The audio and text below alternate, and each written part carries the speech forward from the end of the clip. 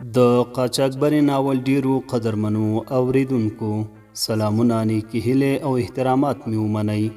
قدرمنو اوریدونکو، د قاچاقبرې ناول اوومې برخې ته مو زه سمیع الله ایوبي هرکلی کوم. دا هم تاسې او دا هم د قاچاقبرې ناول اوومه برخه. امید لرم چې تر پایه پورې راسره واورئ.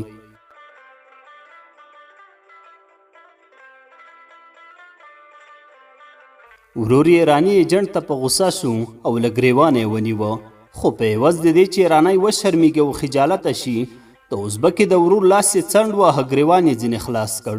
ازبکې ته ورغی، هغه یې په غېږ کې ونیوله، په زور یې دوه درې مچکې ترې واخیستې.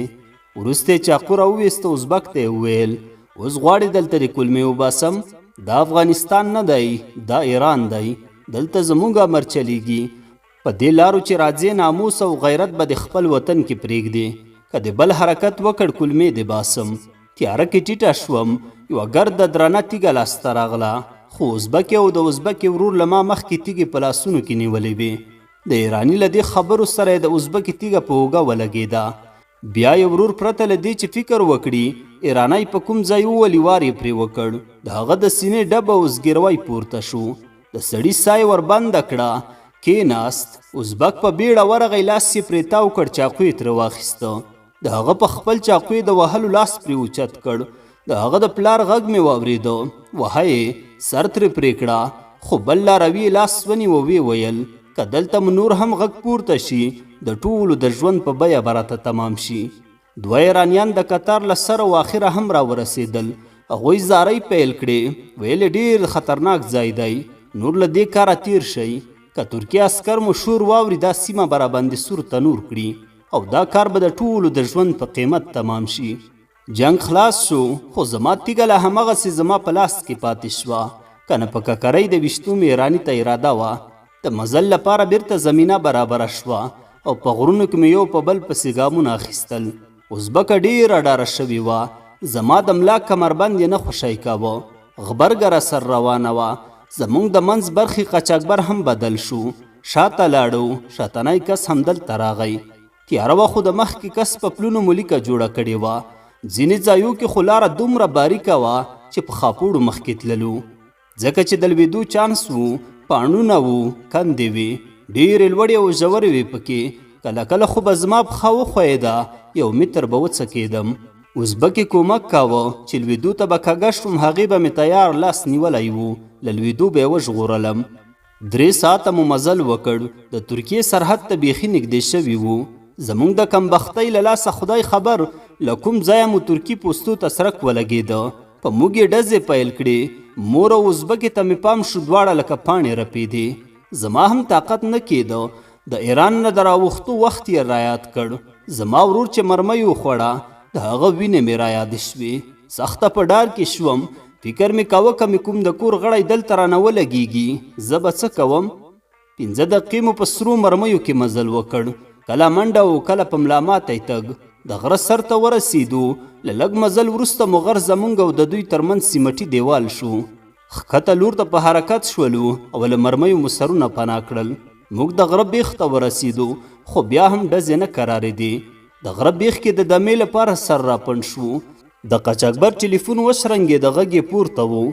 ورته وویل شول چې ستاسو نه مخکې 100 کسیزه ډله د مرز نه د تېرېدو په مهال د ترکیې عسکرو د کمین سره مخ شوي، ډزې پرې شروع دي، دوی اوس تیته او پرخ شوي دي، بیرته در روان دي، تاسې راتګ ته زړه مخه کوئ. ټنډه مې ووهله، د خپلې بدقسمتۍ مې وویل. ازبکې جینۍ راته وویل مه نارامه کېږه، څوک پوهېږي په دې کې به مو خیر وي. ورته ومې ویل د پلار مې شکر دی، 2 ورځې کېږي انسولین ستنې خلاصې شوي دي. مور مې هم نیمه پاتې شوه، غوښین مخ یې هډوکو پورې وچ شو، هسې نه چې په پلار مې څه وشي. راته ویې ویل رب ته به ځان سپارو، بله چاره نه لرو.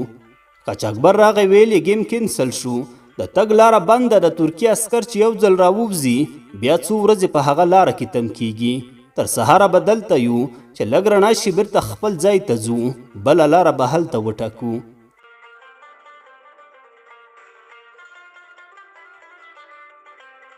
تر سهاره مو شپه رڼا سبا کړه. کله مو چې یو بل ولیدل، ډله ډله مسافر راغلل. د ځینو خو جنازې په اوږو وې، ځینو خپل ټپیان په شا کړي وو. یو کس مې ولیده په سیمه خاردار کې خوله بنده شوې وه، تر غوږونو څیرې وه، شونډې پسې زړېدې، توبې مې وویستې. ټول افغانان وو، له یو دوو مې اردو هم پکې واورېده. د افغانانو په حال مې افسوس وکړ. ښکلي ښکلي ځوانانو جنازې په اوږو وې، په چوپه خوله د ملګرو غم ژاړو.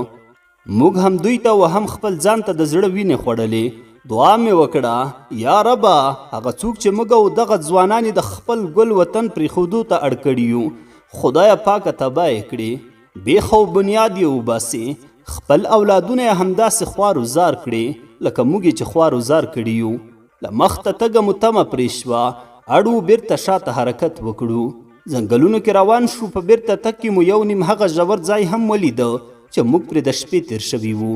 کله دې ځای لوېدلي وای ټوټې به مو هم چا نه وې راټولې کړې، خو ښه وه چې د شپې پرې تیر شوي وو او ژوروالی مو نه لیده.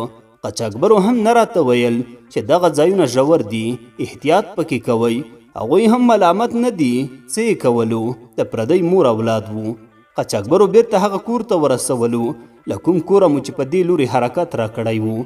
پتلو کې مخ راواړه او ویې ویل سبا په نوې لاره ګیم دی، مازدیګر حرکت کوو، چمتو اوسئ. همدلته دمه شو، شپه راغله خو ټوله شپه مې پلار ویښ و. هر نیم ساعت وروسته به تشناب ته ووت. سهار مې د هغه ستونزه مور ته وویله. مور مې وویل د پلار د شکر جګ شوی او نن یې درېیمه ورځ ده چې د شکر انسولین ستنې خلاصې دي. هغې وویل که انسولین ستنې ورته پیدا نه شي، کیدای شي بېهوشۍ ته لاړ شي او د مرګ لامل یې شي. د مور له دې خبرې سره سخته ورخطا شوم. ورته ومې ویل که په پلار مې خدای مکړه څه وشي نو موږ به څه کوو. زر بهر ووتم. بلال مرته ناست و، کوچنی جامپا کې ویښتو ته نیولی و، وچول یې تار تار ویښتې په غومبرو را پراته وو، مخ یې سور او سپین ځلېده، غټې سترګې صابون تکې سرې کړې وې.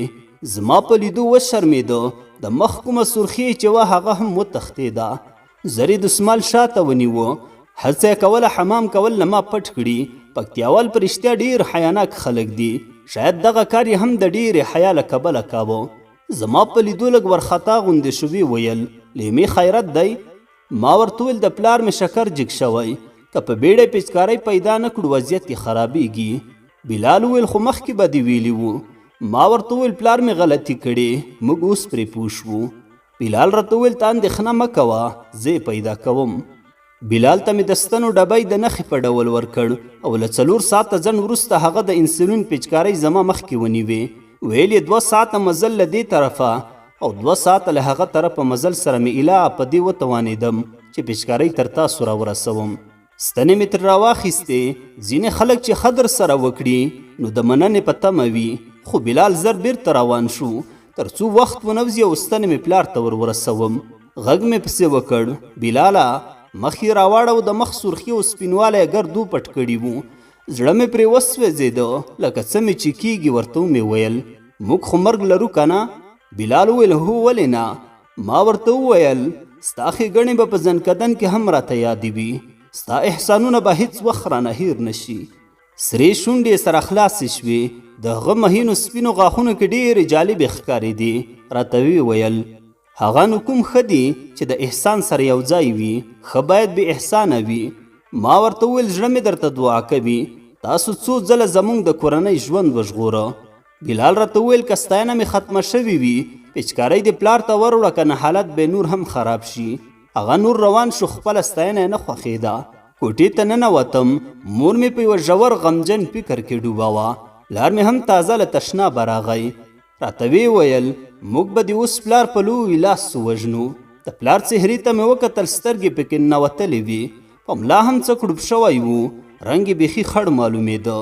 مور ته مې چې د شکر پیچکارۍ ونیوې ښکته او پورته یې راته وکتل. بیا یې راته وویل دا خوب وینم که رښتیا دي؟ ما ورته ویل رښتیا دي مورې. مور مې راته وویل دا دې له کومه کړې؟ ما ورته ویل بس دلته یو زلمی دی چې خوبونه هم رښتیا کوي، پکتیاوال زلمی، د خپلو نیکونو په پلونو قدم ایښودونکی زلمی. مور بلال یادوم. مور مې ستنې په ځمکه کېښودې او دواړه لاسونه یې لپه کړل. د زړه له تله د هغه لپاره د ښېرازه ژوند غوښتنه وکړه او ما هم پرې امین ووایه. پلار ته مې مور ستن ورکړه. پاتې په یوه کوچني ترموز کې په یخو اوبو کې واچولې. همدا ترموز موږ له ګران هیواد افغانستان نه راسر راوړی وو.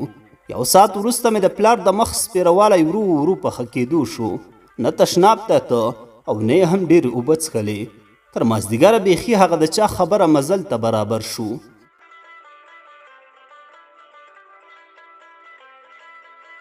د گیم وخت هم را ورسېده. له نوموړي کوره ووتو او د 7 ساعته پرله پسې مزل وروسته هغه ځای ته ورسېدو چې د ایران او ترکیې د دیوال ترمنځ د مترونو فاصله وه. دلته یو خړ تیر شوی و. هغه خوا د ترکیې دیوال و. د ایران لخوا یو اوږد نل د اوبو لپاره تیر شوی و. دا سیمټي نل د انسان د تنې پنډوالی نه لږ لوی و. د ایران له ځمکې ترکیې ځمکې ته پکې اوبه تلې. زموږ نماینده وویل یو په همدې نل کې ننوځئ. نل د ترکیې له دیوال هم تیر شوی. بس چې ووتې نو هغه خوا ترکیه ده. خو که ونیول شئ نو داسې به نه ورته وایي چې موږ قاچاقبرو راوړو. جواب به مو دا وي چې خپله په دې لاره راغلو. د شپې 11 بجې دي پر نل یو ننوتو. سخته تیاره وه. تګ هم پکې بیخي سخت و. نږدې 20 متره اوږدوالی درلوده. زما نوبت را ورسېده چې ورداخله شوم. تکه توره تیاره وه. له یوې خوا د شپې تیاره، له بلې خوا د دې نل خپله تیاره، د بلې خوا د نل تنګوالی بیخي نفس را تنګ کړ. خو بیا مې هم خپل همت وساته. حرکت ته مې پکې دوام ورکړ. لکه ماهی پکې وخوځېدم. په ډېره سختۍ ترې ووتلم. بلال، ازبکه، مور او پلار مې هم په نوبت سره سرونه راوویستل. بکسونه مو ډډې ته کړل او مخامخ مو حرکت پیل کړ. زړونو مو هوا کوله. ویل مو په رښتیا هم نور له ستونزو وژغورل شوو. نور به د مرګ واښونه او د مرمیو بارانونه نه وي. یو 2 کیلومتره مزل مو وکړ. دومره مخته لاړو چې نږدې سړک د موټرو شور مو هم تر غوږو راته. هر قدم اخیستو که مو هوس پیدا کېده او د خوښیو خیال مو ځواکمن کېده. خو خبر نه وو چې د راوختو سره د لګېدلو امنیتي کامرو څخه څارل کېږو. څو قدمه مخکې چې نور هم لاړو، د پلار او بلال په اورمیګو ترکي عسکرو د ټوپک شپېلۍ کېښودې. له دې پیښې سره مو هیلې مړاوې شوې. ومې ویل موږ هسې هوس کاوه. هغه له سرابه مو د تندې د لرې کولو هیله درلوده. ترکي عسکرو لکه د میږو ګله رانه جوړه کړه. نارینهو ته یې لاسونه ور وتړل. په یوه لور یې روان کړو. یو پام مزل به مو کړی وي د پولیسو یوې حوزې ته یې دننه کړو. موږ مېرمنو ته یې وویل تاسې هغه کانټینر ته لاړې شئ. زیړ اوږد کانټینر له دوی سره په 100 مترۍ کې ایښی و. یوه مېرمن راته مخکې شوه. عسکري جامې په تن وې. موږ یې تر کانټینره ورسولو. نارینه په همغه میدان کې کېنول. موږ کانټینر ته ننوتو. یو 2 چپرکټونه پکې وو. یوه طرف کې یوه اوږده چوکۍ هم ایښودل شوې وه. د هغه له پاسه کېناستو. کانټینر یوه شیشهیي کړکۍ هم درلوده. له هغه کړکۍ مو زموږ نارینه لیدل، سره د دې چې له موږ څخه یو 100 متره لرې وو. ما سره مې د پلار او بلال په اړه ډېره اندېښنه وه چې له دوی سره به ترکي پولیس څه کوي. له شیشې مې سترګې نه لرې کولې. ترکي عسکرو د دوی په وړاندې خپل پلان شوي کړنې پیل کړې. یو کس یې راوسته. لومړی به یې ښه تلاشي کاوه. پیسې، موبایل، هر څه چې به ورسره وو هغه به یې ترې اخیستل. بیا به یې کمیس ترې وویستو. له هغه وروسته به یې پتلون هم ترې وباسه. بې ادبي د معافي یوازې نیکر به یې پکې پرېښوده. دا ټول شیان یو ځای جمع کړل. لویه کوټه یعنې امبار یې ترې جوړ کړ. آخر کې یو چاغ پوخ سړی پاتې شو. هغه یې هم مخې ته ودراوه. نور کسان یې لپ لغړ په یوه نیکر کې یخ ته درولي وو. په چاق پڼ سړي باندې یې کمیس وباسه. وروسته یې ورته وویل پتلون هم وباسه. هغه پتلون نه ویستو. ترکي عسکر راغی. یو کیبل ورسره وو. سړی ملا ته 2 کیبله ووهه. شور یې راته په ترکي ژبه ورته غږېده. حتمن یې همدا ورته ویل چې پتلون وباسه که نه نور دې هم وهم. سړي پتلون وویسته. خو ملامت نه و چې د پتلون له ویستلو انکار کاوه، ځکه چې نیکر یې نه درلوده. ترکي قماندان او نورو چې ورته کتل ټولو په یوه وار وخندل. لپ لغړ کسان له یوې خوا یخ لړزول، له بلې خوا د هغوی هم خندا نه ورته درېده. ما ته هم دلته په کانټینر کې خندا راغله. خو په کړس کړس سره مې وخندل. مور مې راته وویل لورې دا څه کوې؟ لکه چې لیونی شوې. ما ورته وویل مورې بهر ونه ګورې، سړي قیامت جوړ کړی. غمجن او خادمن ټول ورته خاندي. ترکي قماندان خوله له خندا ډکه وه. په ژبه یې نه پوهېدم، خو د لاس په اشاره یې پوه شوم چې ورته ویې ویل له پتلونه دې هم تیر یو، خو اوس یې زر پورته کش کړه.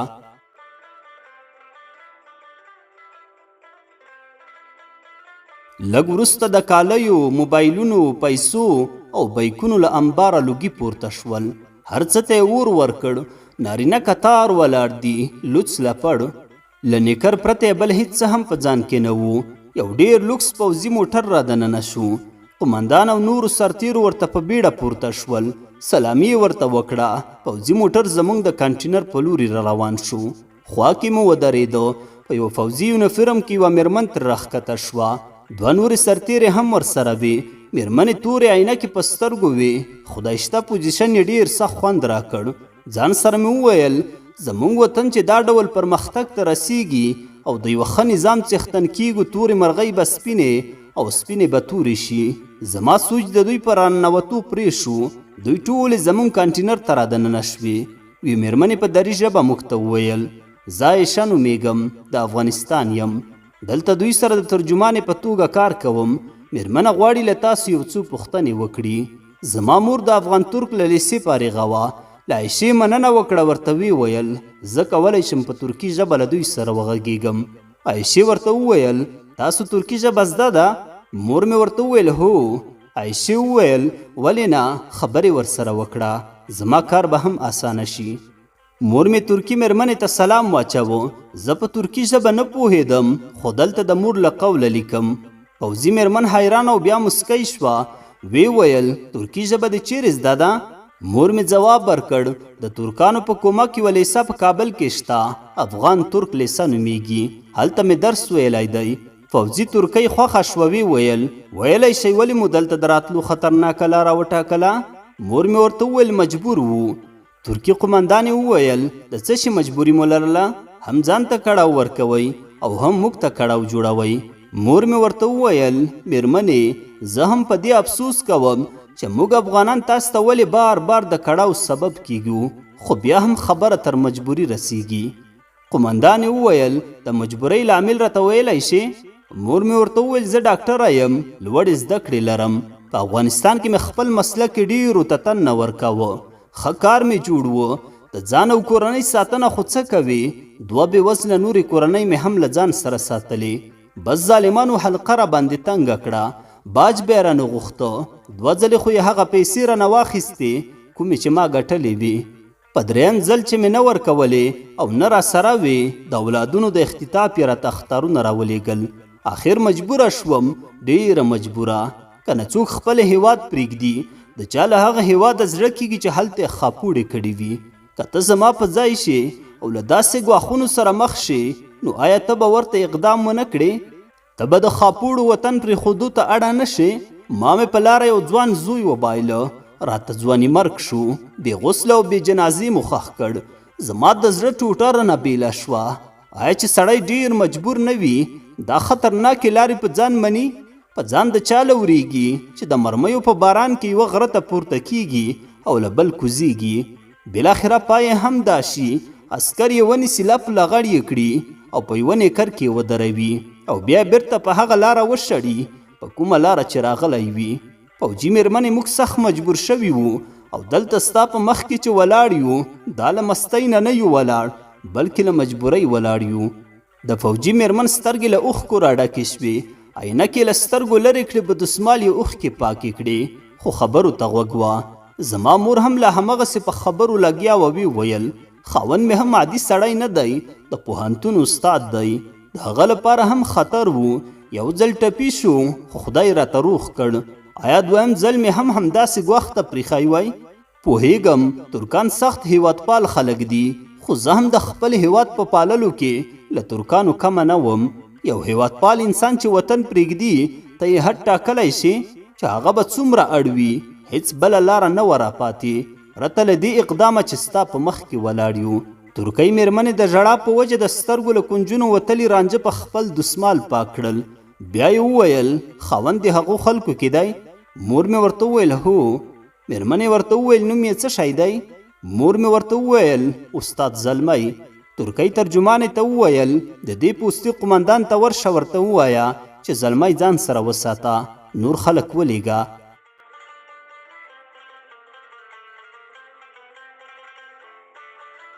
ترجمان یې راته سترګه ووهله، معنی یې دا وه چې کیدای شي تاسو سره مشره مرسته وکړي او واپس مو ونه لیږي.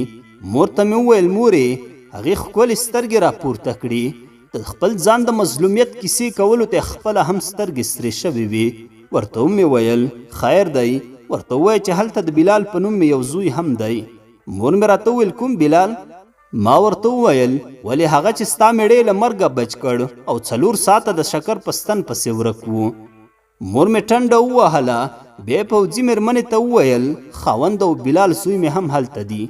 پوځي مېرمنې زما د مور خبرې په اورېدو ترجمانې ته وویل قمندان ته ووایه چې بلال هم وځنډوي، نور کسان دې ولیږي.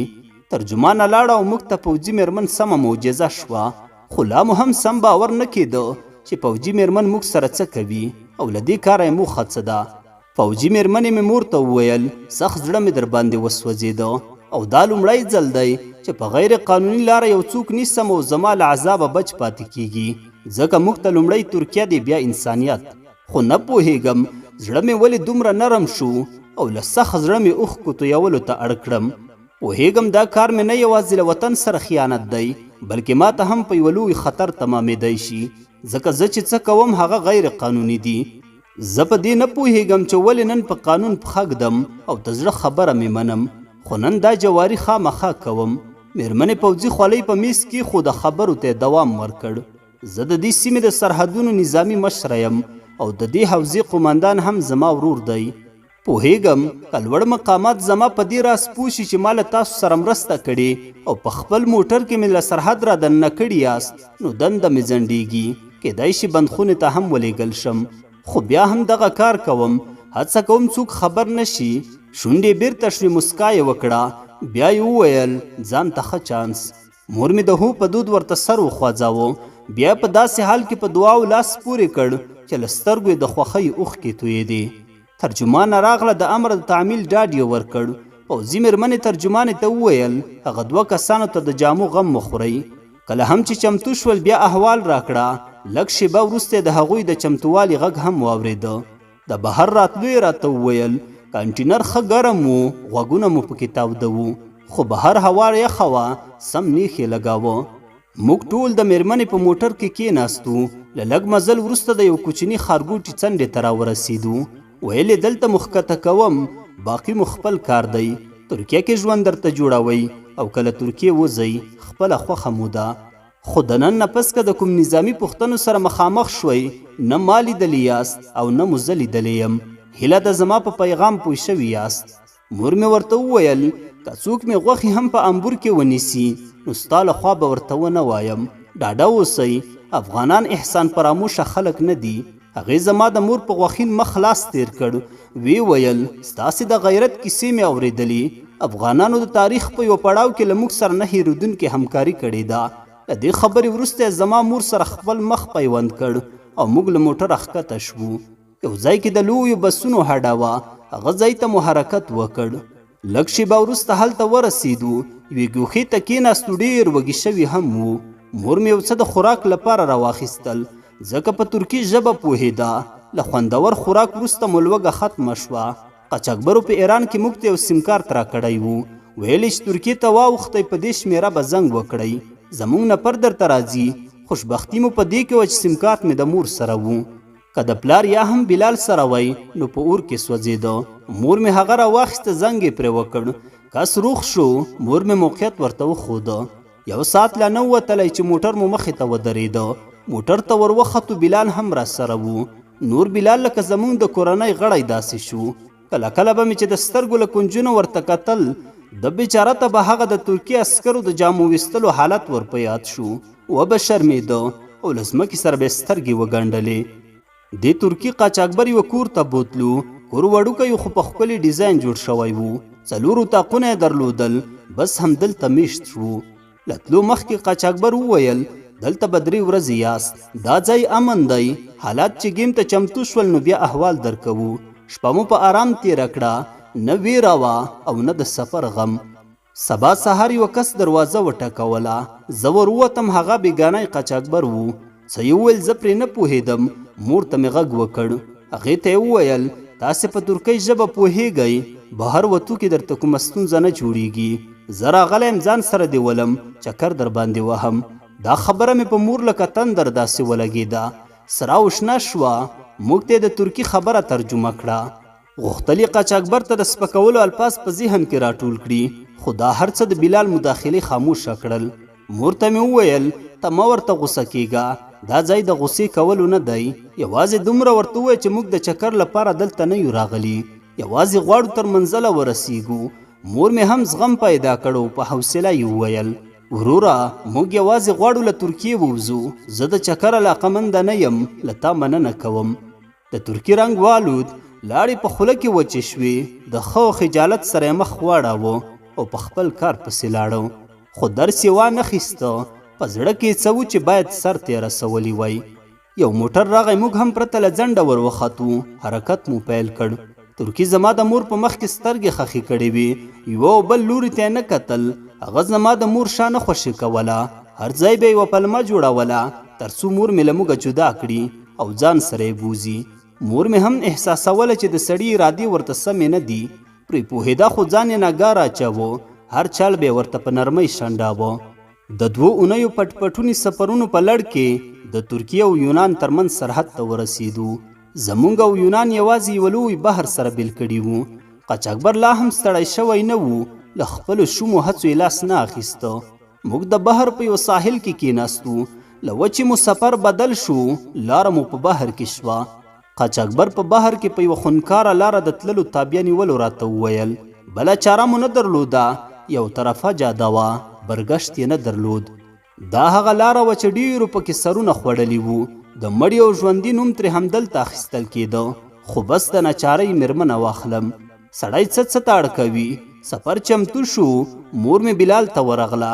هغه ته وویل بلاله ته مې لکه زوی داسې یې. د دې قاچاقبر سترګې او پلمې ما ته خوند نه راکوي. خامخا په زړه کې څه لري.